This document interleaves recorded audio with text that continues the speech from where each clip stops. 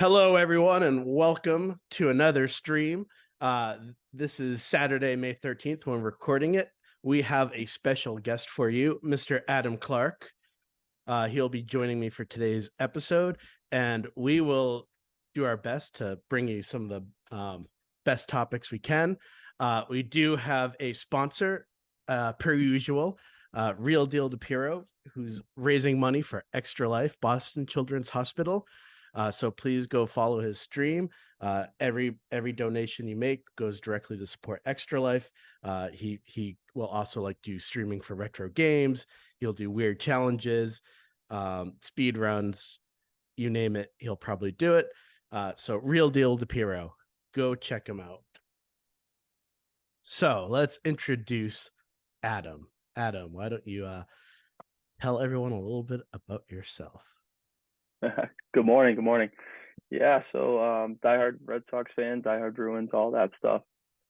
Went to Western New England, and my Red Sox addiction kind of just kept growing from then. Now I'm working for the city and just kind of living off the fat of the land. So excited for the season. Really, really excited for the season. I'm a little more positive Red Sox fan than the usual guy. So we'll see where the season goes. Yeah, and I think you have a lot of reasons to be positive. Yep. Listen to this. This stat blew my mind away when I read it last night. Red Sox outfielders lead all of baseball in average, on base percentage, slugging percentage, OPS, hits, doubles, extra base hits, runs, and RBIs. All of baseball. That's awesome. I mean, we're talking outfielders who have Mike Trout and Juan Soto and really good outfielders are in the league. I know Aaron Judge has been injured for a bit, but he still has played 30 games. So going into the season, did you think Verdugo, Yoshida, Duran?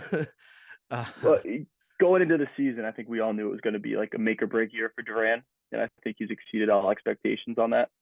Yeah. Almost ready to get that Duran statue built right outside Fenway.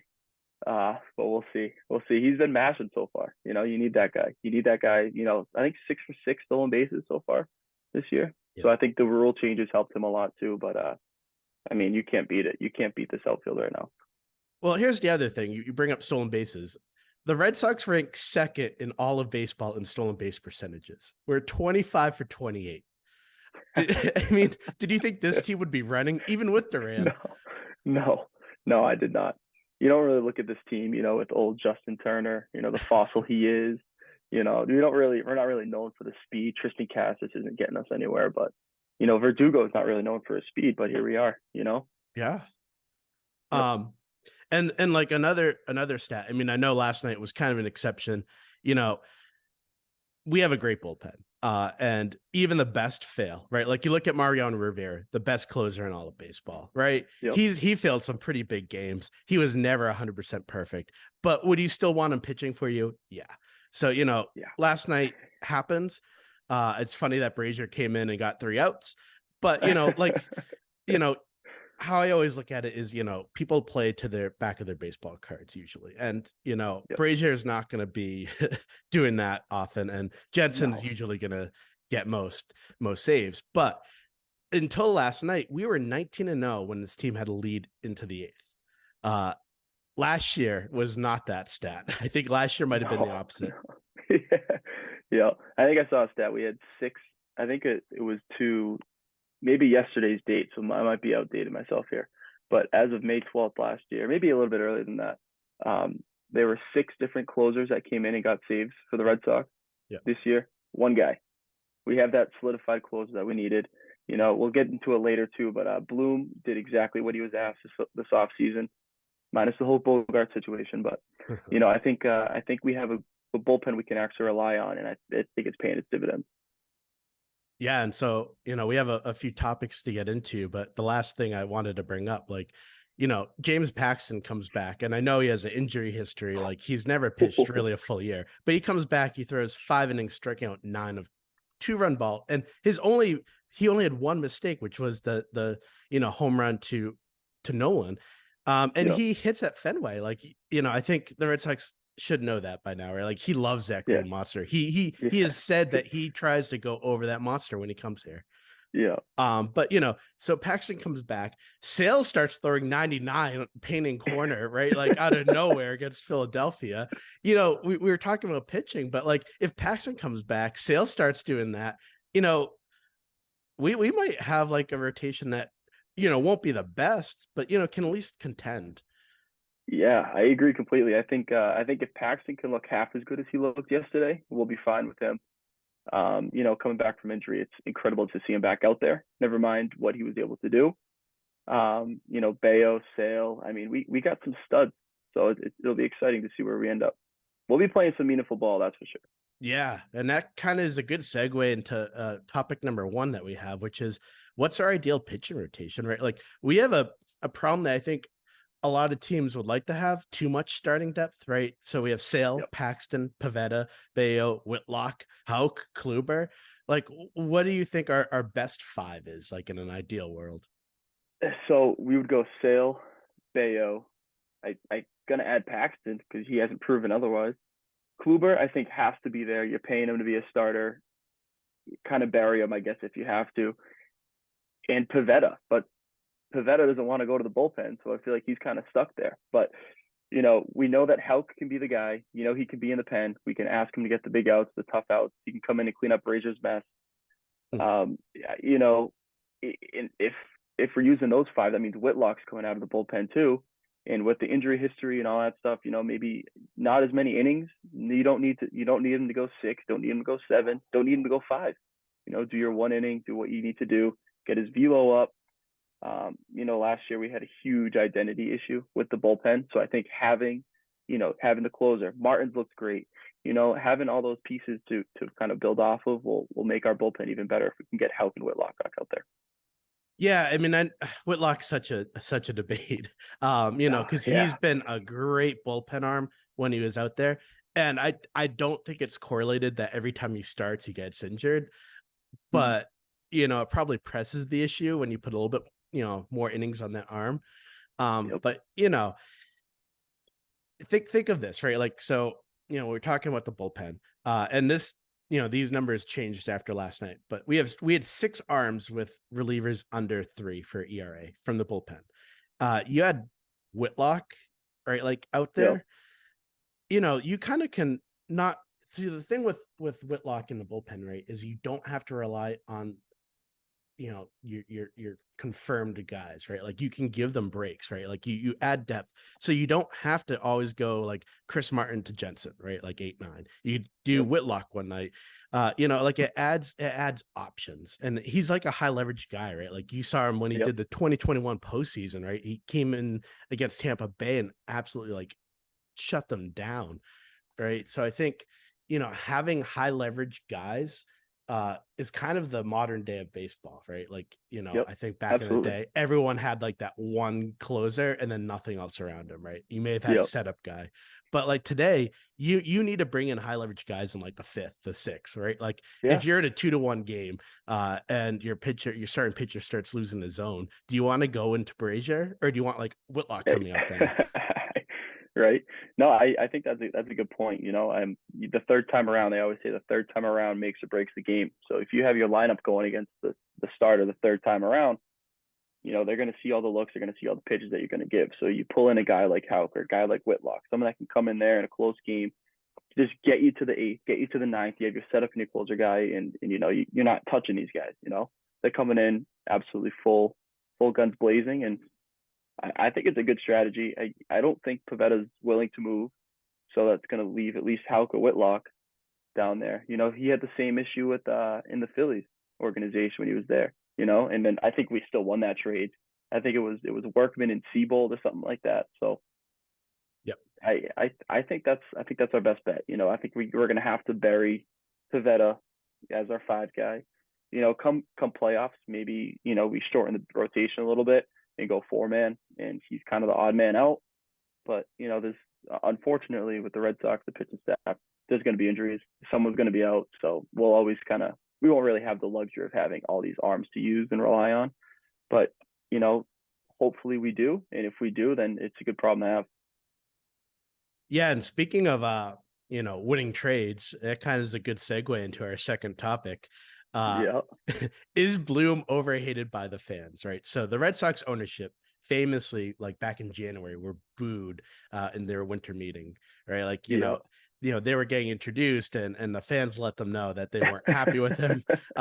And they were criticized for putting together a poor team. Masataka Yoshida is like they really overpaid for him, Yeah. and in the last like 25, 26 days, this team's had one of the best records in all of baseball. I think we're second, maybe after last night it changed. But like, Yeah, has maybe. Bloom put together a like underrated playoff contending team? Well, coming into, this role with his position in the Red Sox, he mentioned how there was going to be some tough issues. There were going to be some tough there were going to be some tough decisions to make. Then he got rid of Mookie, and we were like, "Oh my God, got rid of Mookie, generational talent. At least we'll have Bogey and Devers, right?" And then this offseason, we lost Bogey, and now everyone's like, "Oh my God, we're losing our minds." 11 years, they can have him. They'll be paying him until he's 42. Let him go. We're fine. We're good. So then after that, I think he perfectly executed the 2020 season. It was the worst season coming into it. Cora's gone. We had Renicky in. It was not a season to remember, and he made sure we got the most of it. And now look at Marcelo Meyer. He's gonna be in Double A in a month. He's gonna be here. He's lighting it up down there. So he's always kind of been a long game type of guy. Looking at the Rays now, they have the pieces. I don't know if he's built all of it, but he built the core of what they got. So I'm excited for it. And, he's always the guy that goes after the intangibles. So he goes after the Turners. He goes after the Kenley Jensens. He's going after all the people with character that know how to win, know what they're doing. And what's Jansen doing? He's bringing up everyone in the bullpen, making sure they're good. I think it was Ort had a bad shocker. He had a bad outing, and he was the first one they had to watch film with him. Jensen's there watching film with him, making sure that he's confident in his game. He knows what he's got, all that stuff. And last year the pen was so bad. So what did he do? Martin, Jansen come in. We have reliable people in the pen. I think the pen's the best it's ever looked right now. This is the best looking at the numbers, and I don't know what Brazier's doing there, but we'll cross that bridge when we get to it. And then looking at like Yoshida, I think it was 5 years, 90 million. Yep. And he started off super slow, and we were like, oh no. And now he's on fire. I think player of the month or player of the week last week in the MLB. Yep. He's just lining it up. I think we definitely have a sneaky underrated playoff team to answer. To kind of give you the long the long answer. But yeah, I think this team is sneaky good. I think we are maybe an arm or two away from really being a serious contender. And going with depth, and there's going to be injuries. Granted, we have Story and Duvall out, but once they come back, it'll look better. But I think this team can compete. They play tough against the good teams. We saw that in Atlanta. This weekend will be good. Tonight and then Sunday Night Baseball with the Celtics going on. I mean, you can't beat it. So I'm excited for what this team's got. I think they have a lot of heart, and they kind of the team that like the 2013 team, like just don't count us out. So we'll see. I'm Yeah. excited. Yeah, I mean, and we haven't even like touched upon Justin Turner and his I impact, know. right? I mean, I know. like this is a guy who's come from a winning culture. I think he's never had like a losing season in the Dodgers Yeah, system, it's insane. and then he comes over here, right? And we're winning here, and I think you bring that leadership. He's obviously worked with Jensen before. He's worked with Kike Hernandez before, so I think that was a really good. I think that was another, signing that maybe people weren't like upset with, but it was like kind of more of a confusion thing where do we need a third baseman when we have Devers? Does that mean Devers is out? Or like I remember Yeah. people asking me, is that because we don't want to sign Devers? Yeah.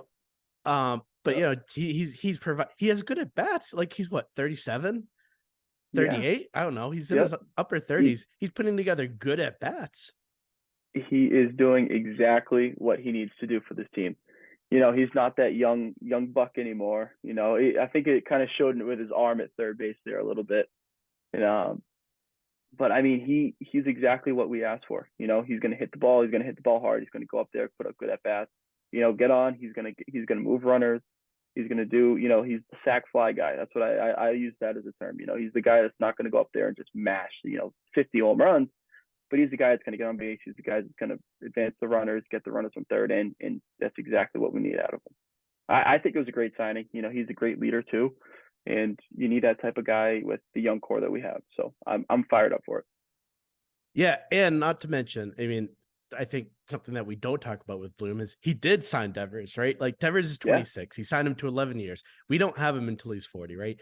And yeah, I honestly think if Devers put together a really good year this year, he'd probably get a lot more money, right? Like I think we did get a pretty good deal for him.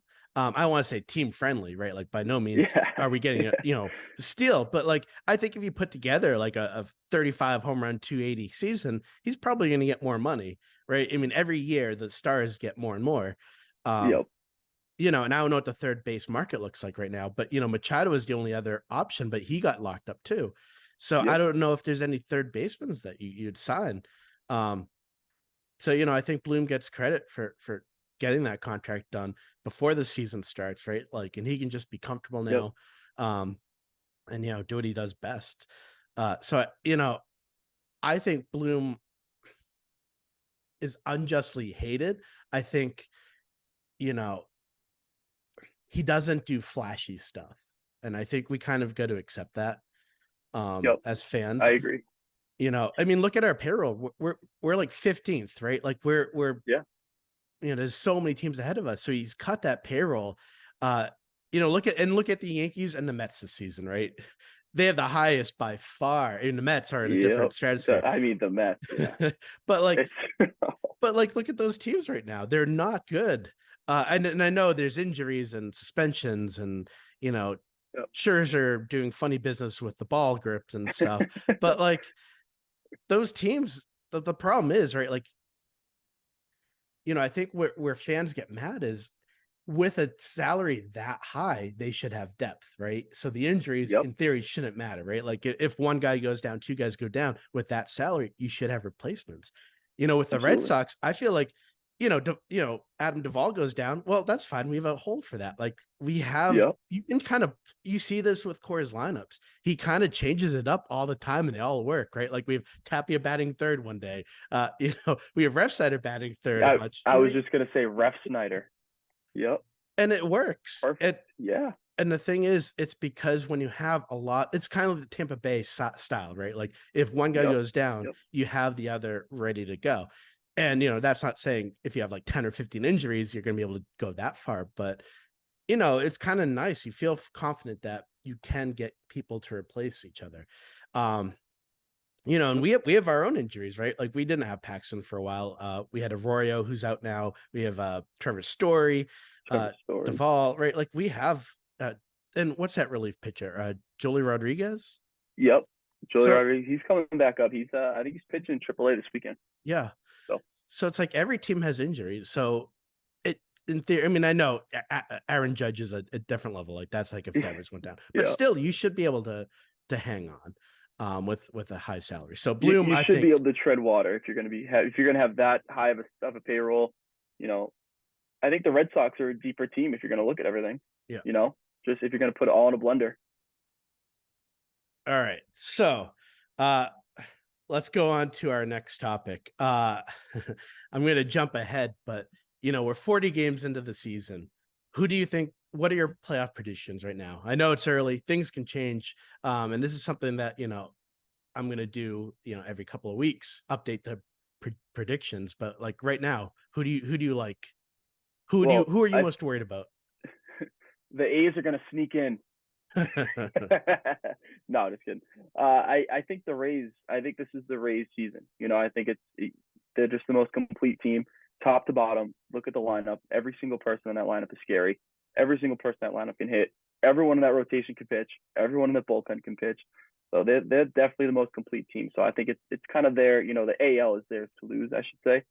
I think the Rangers get their way. I think they get the bearings. They're pitching. I think the pitching wins. Pitching wins World Series. And if only we could get a guy like Evaldi on our rotation, that'd be awesome. I think the Twins come out of the Central. What an awful year for the White Sox. I mean, Yeah. those guys. I mean, I feel bad for those fans and all those guys because Yeah. that's brutal. I think the Angels come into fourth.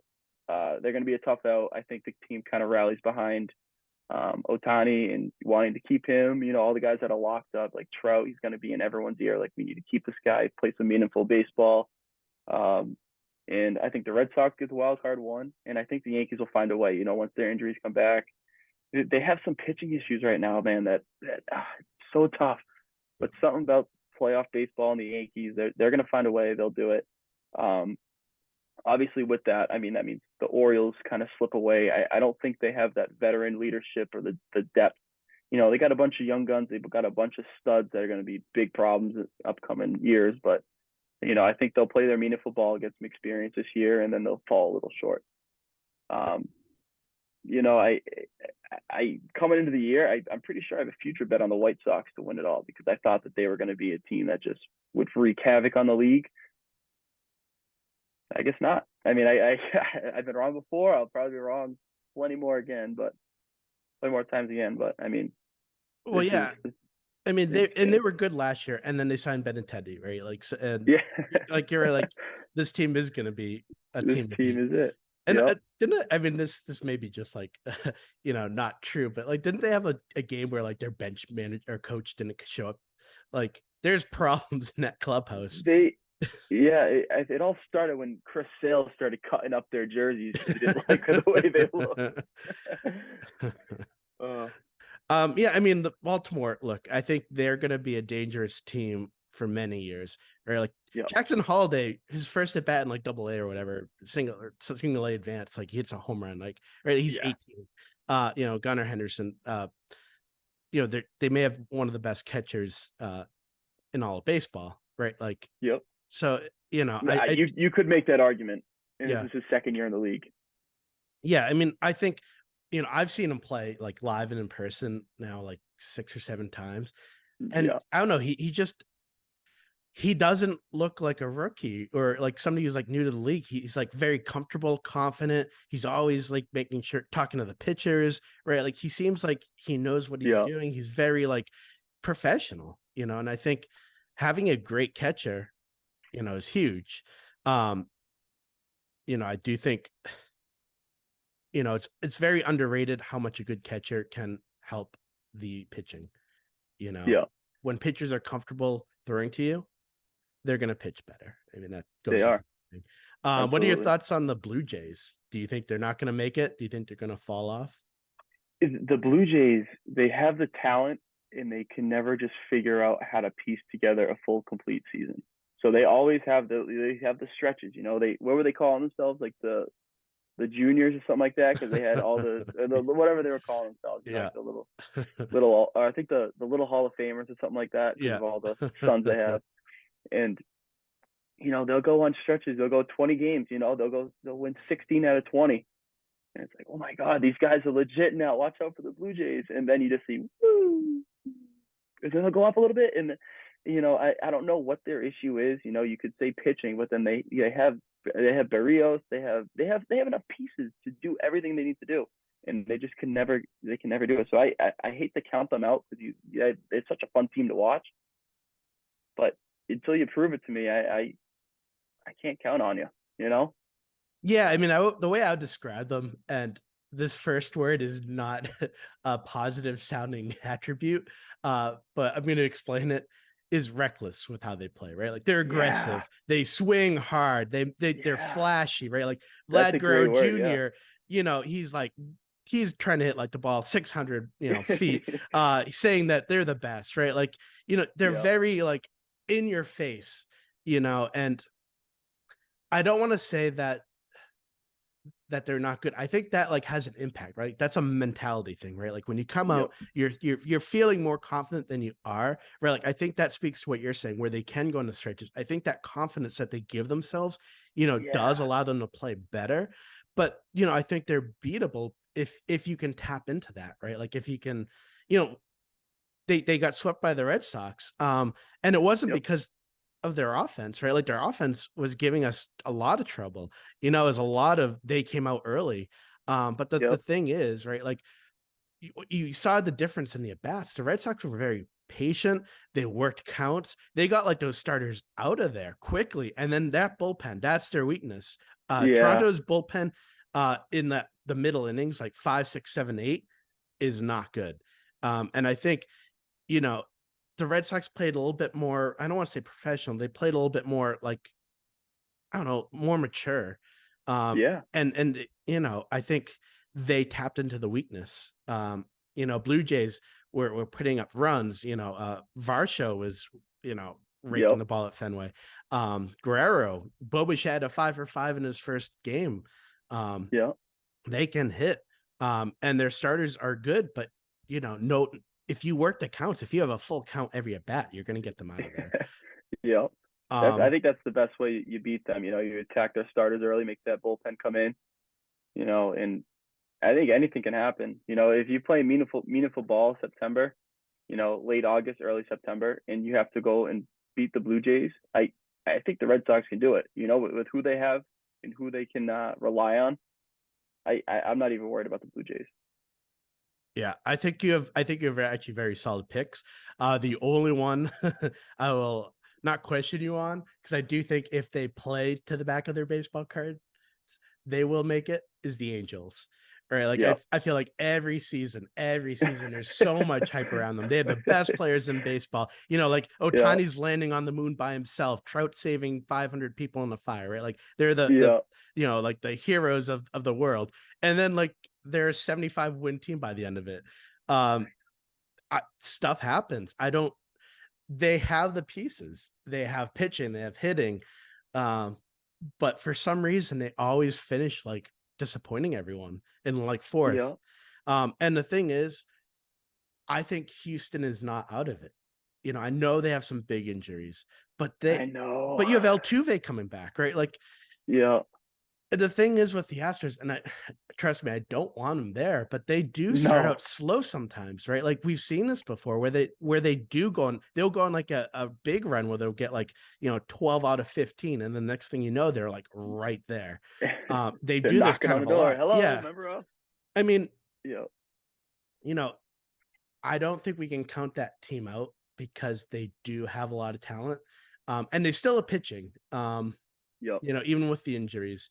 But they kind of make it work. They're kind of the opposite of the Angels, right? Like they Yeah, start out slow, exactly. people are like, oh, they're not going to make it, and then out of They're nowhere, done. boom.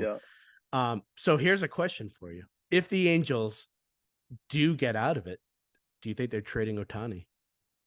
Yep. To the Red Sox. And the season will be perfect. No, I don't see them trading him away unless it gets really bad there. Because I don't even know what you would ask for the return. You've never seen this before. He's gonna sign $500 million contract. Now, whether that ticket's with the Angels or with the A's, wherever it is, I don't even know how you quantify that. I don't know how I don't even know what would be too much. I don't know what would be too little because we've never really seen a player like him before. I think the Angels. I think the Angels would be dumb to trade him because it's a guy that you've never seen before. You've never seen this. He's doing stuff that isn't even imaginable. You don't see this in Little League. You don't see the kids. So I think he stays there. They do their best to pitch it to him to come back and do what he can. They're going to be playing meaningful ball. So it's going to come down to the team and who they surrounded him with. And with a guy like Trout, they have decent pitching. They have a lineup. Renfro's awesome. So I don't know. I can't see them trade him away unless it gets really, really bad, really, really quick. So funny you mention that because we actually have seen a trade like that before. And as a Red Sox fan, it may hurt. But Babe Ruth, I believe we traded him for what, cash? Yeah, So I cash. think So I think it'll be a little more. I think you have to kind of go by that comparison, and that's maybe what the Angels should look for. Maybe Yeah, half a million. cash considerations. Yep. Cash considerations, Yeah. right? Like you have to go based on comps. That's what you do with like the housing market. That's what you do with like pay salaries. So you got to go by the next meaningful comp, which is Babe Ruth. Yeah. Yeah. Yeah. So I mean, I think we've covered all the topics for today. Is there any closing thoughts that you want to bring up? Anything that you want to mention? Anything we missed? I'm loving Emmanuel Valdez. Yeah. I'm falling in love with him. You know, I miss Fazzy. I do. But I mean, he's unreal. Does he have a guaranteed spot on the roster now until Story gets back? Yes. You got Arroyo out. I mean, Yep. he's. I think he's there. He's a lock. He's going to make it tough. He's going to be a tough guy that Cora's going to have to look out and be like, where do I get this guy involved? Because he's mashing right now. He's got it all. I mean, I think that's the problem that Cora has in many positions, right? You have too many starters. When Story and Duvall come back, what do you do with Duran and Valdez? Oh, Right? man. Like, but it's a good problem to have. That's a good problem. Yeah. Oh, absolutely. But I mean, the thing is, Story. I mean, here when Story comes back, right? You're paying him a lot of money, 20 million. Yeah. He's not going to be on the bench piece, and he's not going to be No. a sub or a platoon. Yep. I don't know if they're comfortable putting him at shortstop. That's kind of our biggest hole. Oh, man, I know. But then, it's a good problem to have, and I'm happy I'm not the one making the decision because he's going to get ridiculed no matter what he does and who he puts in there. You know, I can't believe you're sitting Duran. I can't believe Kike's on the bench. I can't believe Valdez isn't. You know what I mean? There's going to be a lot of people questioning what he's doing. Again, good problem to have. Happy I'm not the guy that's making those decisions. Yeah, and I guess my concluding thought is the thing with Trevor's Story when he comes back, and I love Valdez's hitting works for Fenway, right? Like his offense is great. Trevor's Story has really good defense. He does. Right. And that's kind of I would say the one weakness of the middle infield right now is the defense. So Kike's filled a void. He's done what he's need to, but like he's not a shortstop, right? Like, no, he's not. And Valdez has made the routine plays, but he's not like an outstanding fielder by any means. You know, Trevor's Story has speed, he's got great defense, and he's got pop from the right side. And this is a very lefty dominated lineup. You know, we got lefties up and down. That's why Turner and Kike are great because they do balance that out. But like you are going to play Story. So it's just a matter of, do you want to risk the arm at short? What do you do with Valdez if you play him at second? So I think, you know, I don't think Story's coming back anytime soon. So I do think it does work itself out. Yeah. So he is hitting. He is hitting today. I think it's today, right? Yep. So I'm looking forward to that. You know, it means we'll probably see him at some point this season if he's already hitting and he's progressing very well. But you know, he's a guy that prides himself on how often he plays. You know, I think it was like 150 games he played his last year in Colorado. Yep. So he's a guy that wants to be out there. He's the guy that needs to be out there. We're paying him like he should be out there. I don't want to see him. I don't want him to rush it. You know, I don't want him to be, you know, coming in 85% and then he injures something else, or, you know, he's favoring one side because he has the bad arm. He's got to rotate the hips and his hips go out. I want him to be 100% before he comes back, especially if this team's competing without him. You know, he's only an asset. You know, he can't hurt us. You know, the way he plays, what he brings, he's the guy that you need on your team. And if we can do it without him, recover, rest up, we'll bring him back in September. We'll bring him back in August. You know what I mean? We'll bring him when we really need him. But if we can get there, you know, I think we'll look good, you know, especially if he can come back 100%. Couldn't have said it better myself. All right. Well, thank you everyone for watching. You can find more content like this on the Red Sox portal for every social media platform. Thank you very much, and we will catch you next time.